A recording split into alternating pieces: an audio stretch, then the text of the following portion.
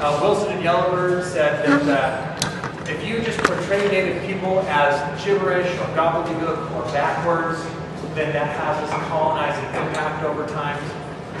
But my favorite came along from Smith, who said that imperialism is really a system that powers itself by drawing knowledge and resources, but mostly knowledge, back to its center, its imperial center. It takes that information from those interviews, and it just moves them. And it puts them in the National Museum of this or the National Museum of that. It draws them back to the imperial center. At the same time, it distributes materials and ideas back. We're going to replace it with something for you. Whether it's the church, or Christianity, or blankets, or guns, or whatever it is. We're decontextualizing everything. We're taking it out of its specific realm. We're taking that knowledge, we're putting it somewhere else. And in return, we're giving you these other things, and you should be happy with those things. And this happens on a federal level or a governmental level. She continued that categorizing knowledge as a resource to be discovered, extracted, appropriated, and distributed. This is a specific form of colonization, but has very far-reaching implications. She's no longer saying we're just going to take your timber and your water and maybe some of your subsurface mineral rights, and then we're going to put you on different land and take some of that. She's saying we're going to take your information. We're going to make it our information. And when it works for us, we're going to give it back to you. Or if we want you to be different, we're going to give you different information back.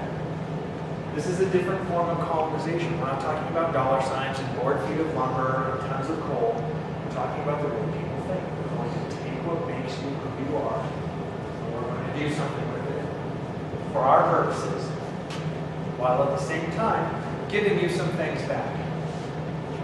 The kinds of documents that we were getting back, people were doing, I mean, some researchers spent decades here. Canestrelli lived with Coombs for like 20 years. Boaz lived here off and on for extended periods of time. Schaefer, all those folks. Thousands and thousands and thousands of pages. And then they give us this back because it's all boiled down. This makes sense.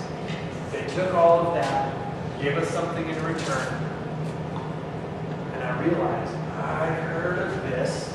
This is what Madeline and Malian were talking about when they said these binders don't mean anything.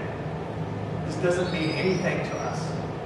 You can't even take something that's true out of here and put it back into the real world because it's been taken apart from everything else. That web of knowledge that makes everything make sense is just a bunch of pieces. I want to know where the interviews are. So really early on, we started telling everyone, great, we would love to have you do research here, but you absolutely have to give us full copies of the interviews back. Not edited copies, not copies that you like and you want to be used. The entire things have to be given back. That's an absolute no-brainer. If you're not willing to do that, you cannot ask any questions. You just cannot do it. The other thing that we're trying to do now is we're trying to get people to take into consideration what would help us.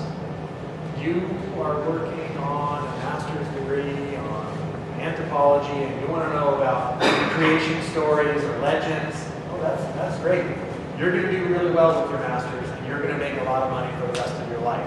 But what are you doing for the community?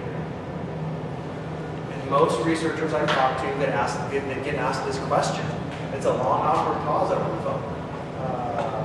Well, there's the copies of the interviews I was going to give you. Yeah, that's your needs.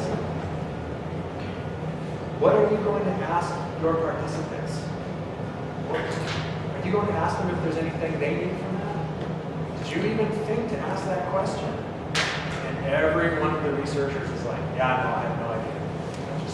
I figured out, buy everybody lunch, give them $50, and I didn't ever really think about it. So now some of the people that are trying to get nice report, I just say it right now, but even if you've already got an agreement to come and do some interviews, you've got to ask what it means to the community.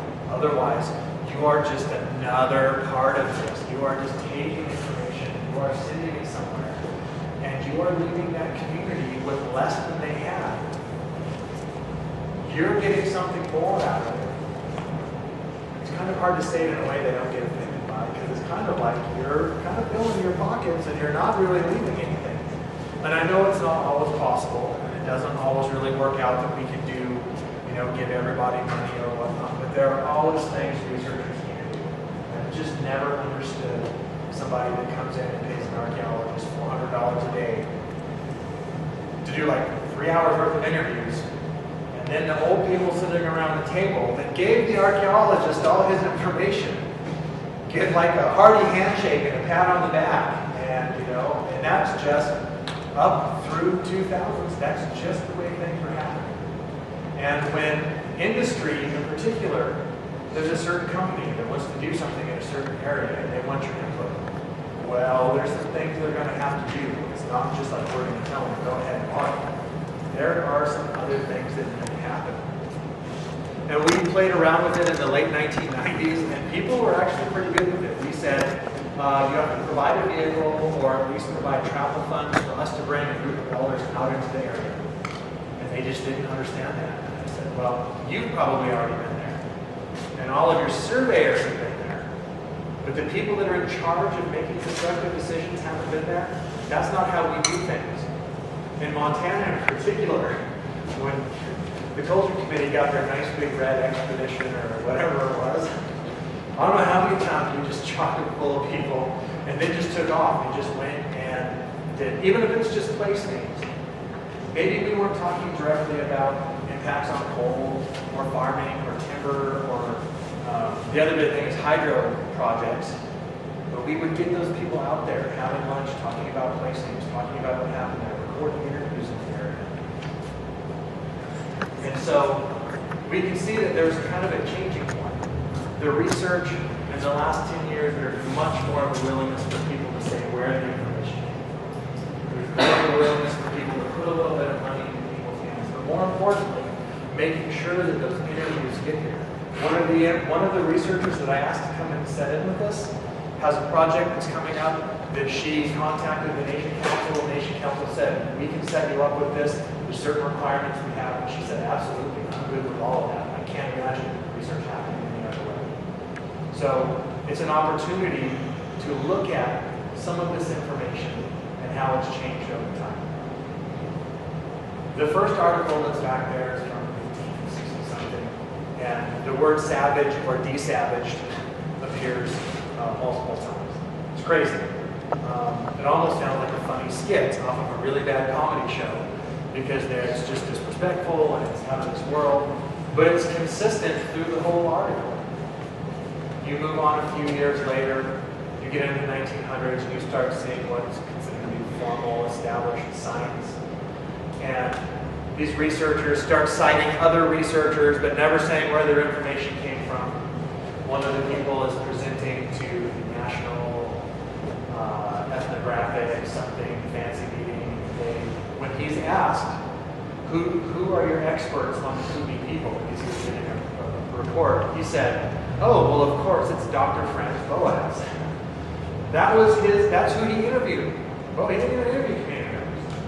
He interviewed people that interviewed community members, and that became a part of this established scientific body. And a few years later, you get more people